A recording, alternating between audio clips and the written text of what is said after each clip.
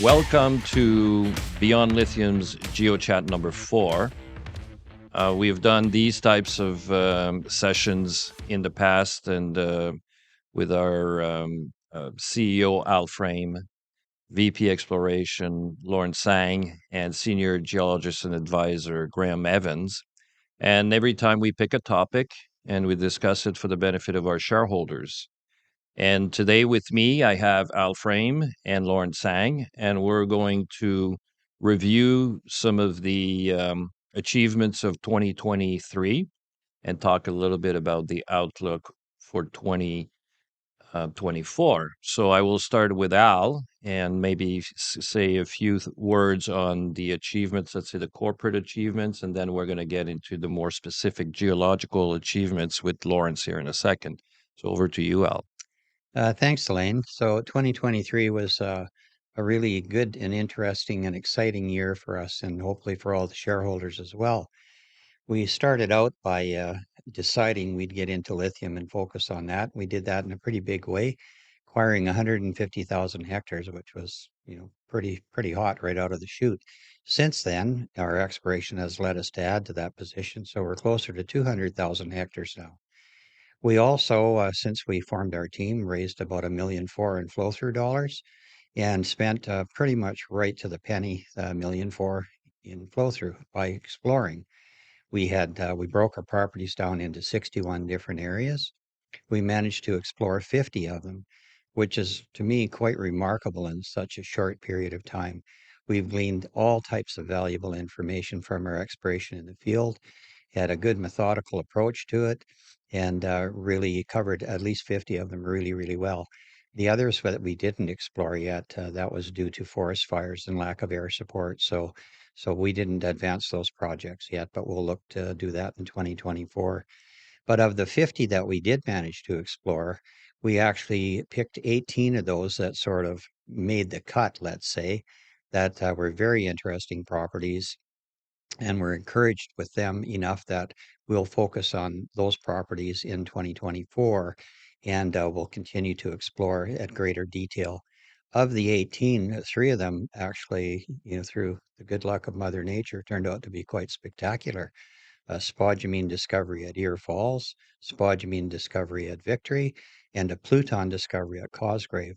Not to take away from the other plays in the 18, but those 3 were really spectacular. So in my view, we spent our money really, really well, got a great bang for the buck, and came up with some very exciting and enticing targets to continue to explore in 2024 onwards. So all in all, a pretty good year. I give full credit to Lawrence and his team to be able to accomplish that much, because a lot of this area is fairly rugged, and it's difficult to get into and explore. But, my hat's off to the boys. They did a real knockout job in 2023. Thank you, Al.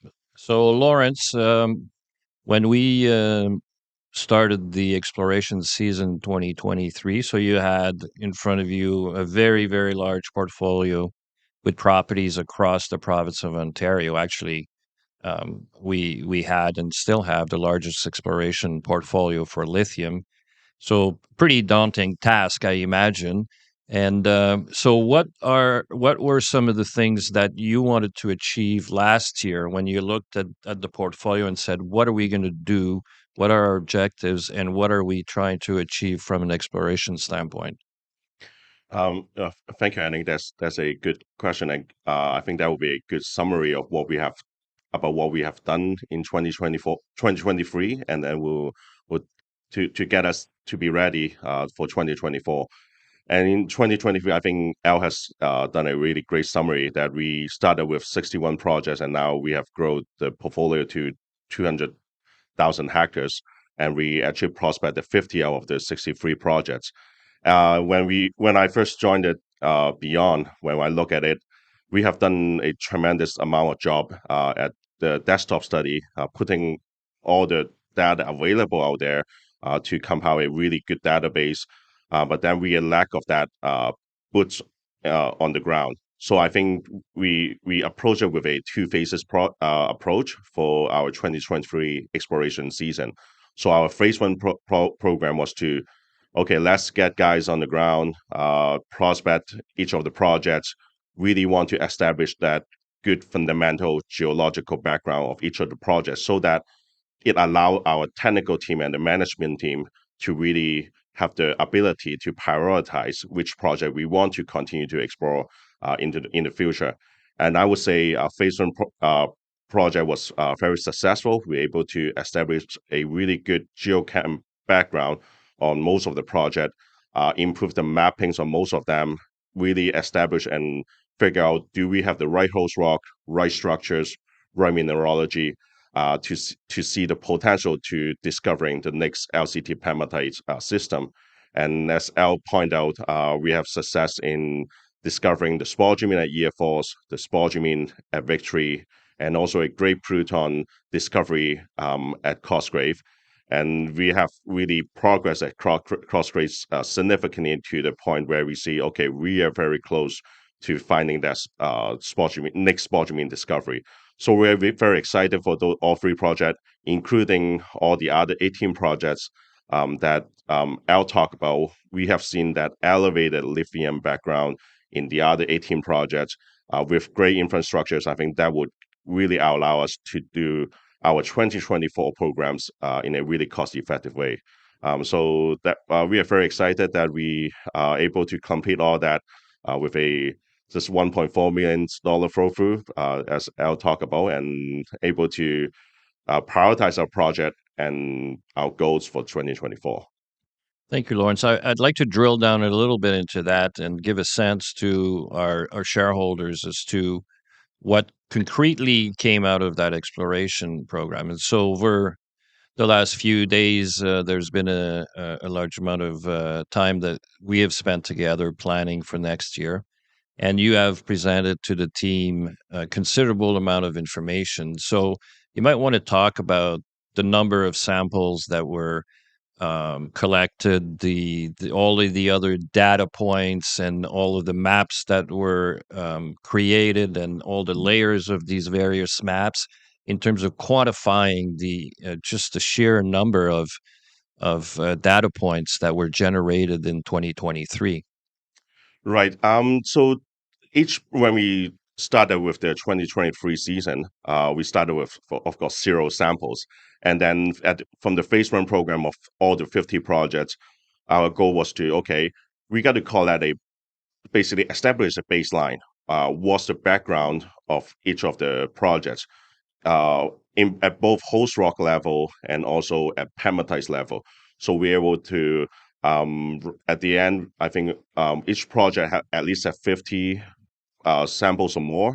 And then we also have a couple stripping programs and channel sampling program at EFOS, Victory, and also a drilling program, a teaser drilling program at EFOS.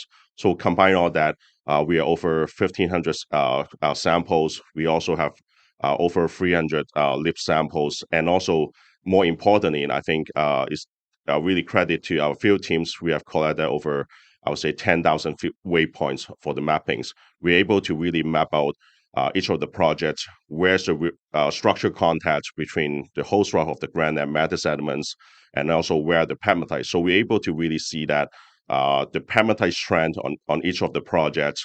Do we have the right mineralogy as well? Is it biotite rich or the muscovite rich? The color of different minerals. And definitely, we could at EFOS Victory, we could see the distribution of the spodumene at some of the pegmatites based on the grade mapping exercise we've done on each of the projects. That's great. So now I'd like to take all of that and sort of condense it to an investment thesis type of story. And we are where we are, and in the exploration game, as most of our viewers know, there's a reference, or frequent reference, to the Lassonde curve.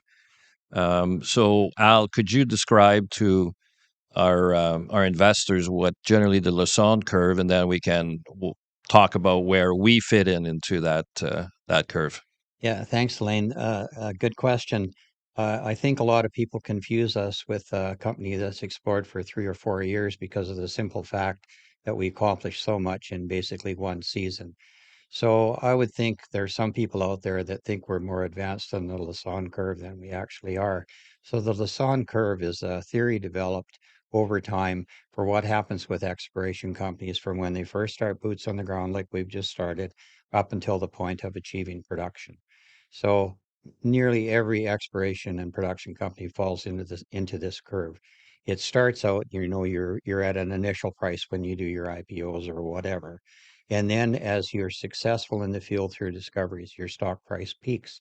When you have your major big hit, that's when the first phase of the Lassonde curve will peak.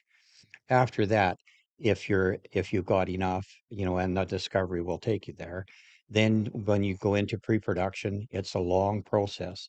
So after peaking on your exploration, when you find the big kahuna, then it basically drops back off and stays at an extremely low level for as long as it takes to get your permits and raise the money and build the mine, after which it starts to trade on cash flow multiples, and the uprise will continue again and likely exceed your exploration peak.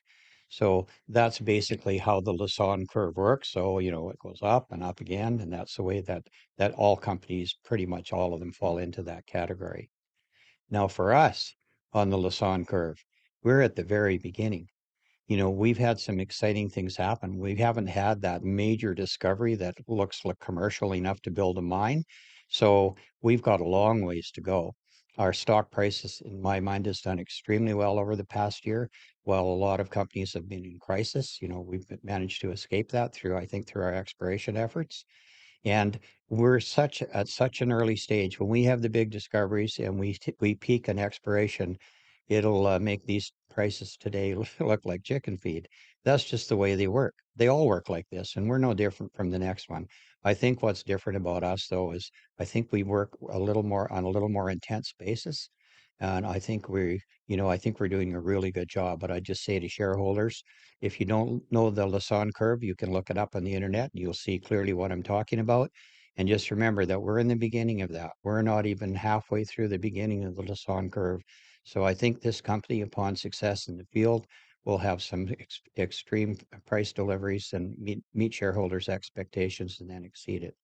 So I want to comment on that, or have you comment on that, Al?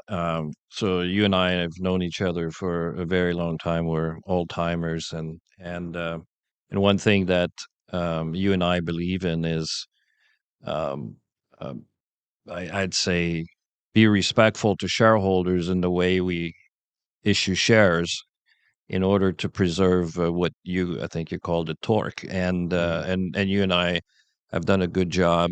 We've got 33 million shares outstanding and accomplish all of that. So, do you mind commenting on the Lassonde curve versus the fact that we haven't over diluted our company to date and will continue to have the same approach? Well, yes, dilution is very significant because you see a lot of companies, either they make the mistake or they're forced into, raising capital at, extremely poor times. And when you finally get your big discovery, the torque is gone out of your stock because instead of having 33 million, you got 330 million. So we're always very cognizant of that because I don't know if it's correct to call it a mistake, but it's what happens to a lot of companies. They get over diluted because the share issuances are the gas to run your car, and you can't do anything without them. So we are very cognizant of that. It's not a perfect art, raising money for companies, but the one thing we always think about is the dilution and any possible negative effects. Although, as we all know as shareholders, it's a necessary evil. Without financings, you can't work. So, but I think it is a big factor for you and I. We've seen a lot of them go the other way, thankfully not because we made them go that way, but we've seen them. So yeah, it's a big factor in all the decisions that we make. Which gives me a thought before we move on to 2024 in terms of dilution. And I've read some comments on social media, and I've had some inquiries, and I just want to mention that some of our shareholders are wondering about possible dilution as it relates to option exercises on the big deal that we did last March. And I'll just say we'll get into detail in the next geo chat on that. And once we we know where we're going to go more precisely with the entire portfolio. But um, uh, all of the properties we options back in March 2023, it's really an option per property. So people commenting, well, are they going to raise the money to continue on? Well, we'll make that decision in due course on a property to property basis. And again, with a view of limiting dilution and focusing on all the right priorities. So, with that said, Lawrence, what are some of the priorities from a geological standpoint? And because at the end of the day, it's all about the geology, right? And I like to tell our shareholders that Al and I are very much cognizant of the fact that there's market sentiment, and we always sort of factor that in. It's not what drives the business. It cannot be. That would be the opposite of what needs to be done. What needs to be done is make the right geological decisions first. So, what are some of the priorities that you see for the upcoming 2024 season? Right. Yeah, I think yeah, thank you for bringing that up. I think, I really appreciate the management, the leadership from Al, that how exploration being done for Beyond Lithium. I think we really follow through with a great geological approach. We've really tried to be very technical with what we try to um, share with the publics. And I think we're going to continue to do that. We want to focus on basically let the rocks tell us what to do. We have a good exploration models that we for LCT pegmatites. We're going to follow through, and also we'll let the data to tell us what we see, and then we'll accordingly adjust. I think that will really help Beyond to continue to de-risk our projects from the geological standpoint, in order for us to really find that, as I'll talk about, the next big Kahula potential that we can really get Beyond to the next level. And some of the priority I see, the three projects, I would say EFO, Victory, Cosgrave, I think they all are equally very exciting. They all have that great geological background of stories to support that there's this potential to find the next big thing. So I see we're going to continue the approach from mapping, samplings, to trenching, stripping. I think we're going to let the geochem tell us, let the lithology tell us, are we in the right area? If not, what does it tell us? Can we back to ourselves to the stronger part of the system? I say, like the E-Force teaser drilling really show us, hey, there's a bigger system that's close by. So that's the vectoring that we're looking for. How do we get ourselves to the stronger part of the system to make that real economical discovery, so that we can really get to that the peak or even higher, potentially for our shareholders. So yeah, we are very excited from our technical team, like with me, Graham, and Paul Basters. We are very excited about 2024. That's great. Thank you very much. And I'll give you the last word, Al. And I know that you and the team, and I'm part of this as well, and I'm glad to be part of it and honored to be part of the. There's a lot of planning going on, so I'm not going to ask you to say anything that you haven't completely formalized in your head and with the rest of the team here. But what are some of the things that you see on the horizon for 2024? Well, a good question for 2024. The thing that I'd like to impress upon people is you can't make decisions until you have data. So 2023 was an intense data gathering year for us. And we've got, as Lauren said, a lot of data points. So we can now, with some form of education, take a look at what we've done and make decisions for 2024. We're in the process of doing our yearly reviews based on the data that Lawrence's team has collected. And we'll look at each one of the properties so we can make decisions on, how to work them in 2024. And of the 18 properties, remember, we still have a lot of joint venture potential.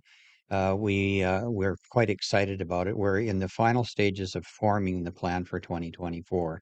As I said in the beginning, we couldn't do that beforehand because we didn't have anything to discuss, but we do now, and a lot of really good stuff to discuss. So, yeah, within the next short days or weeks, we'll come up with a go forward plan and we'll make shareholders aware of it. but I can assure you we'll have another very robust and exciting year of exploration. We will continue to do the methodical right thing in terms of exploration. We won't be driven or pushed by other things other than, the reality of the situation. As Lawrence says, the rocks shall be our guide. So I personally am really looking forward to 2024 under the guidance of Lawrence and his team, including Graham and Paul. And I'll do my best to make sure these boys have the fuel in the tank to drive the car a little faster in 2024. Our motto is more in 24. So let's Love go it. for it. And move to the right of the Lassonde curve. Yes. Yeah. We need to get higher up the scale, but I it's all a process. I It's all a agree. process. I agree. Well, thank you, guys, and I wish to thank our shareholders. I get a lot of comment. I know a lot of you appreciate us taking the time to do these videos, these Geochat, and we love doing them because we feel it's important to share the information with our shareholders. And the exploration game is what it is. You get results at various times. You don't always know when, and we feel strongly there shouldn't be a lag of discussion and engagement and share of information in between these releases, and that's why we take the time to give you a bit of a glimpse into what we think and what we're planning. So thank you very much for listening to this GeoChat number 4.